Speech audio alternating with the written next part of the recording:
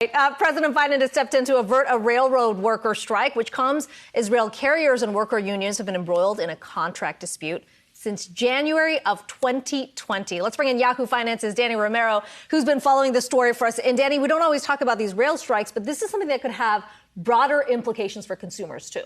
Yeah, you're absolutely right. But like every labor dispute, it really goes back to those sticking points around wages and benefits. And for the past 2 years, these rail workers have been asking for an increase in wages.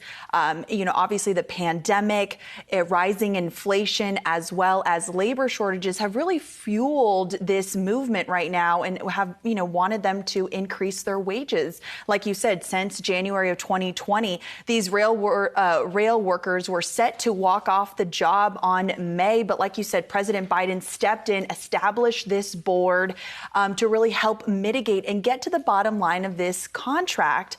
But I spoke with one of the union representatives that tells me that they feel like they have enough evidence.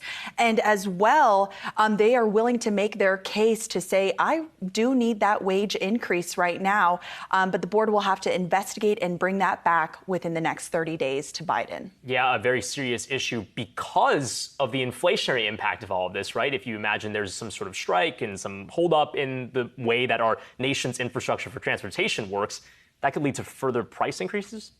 Yeah, not only that, but you might not even get your chicken. I mean, the implications are really, really high here. And if an agreement isn't made, rail accounts for 28% of the total U.S. freight movement. And not only that, 52% of rail traffic consists of bulk commodities. That's energy, materials, food, minerals, agriculture, you name it. And if you look at the Port of Los Angeles, 28% of all cargo that goes through that port is on a train. So really, tensions have been growing between agriculture companies and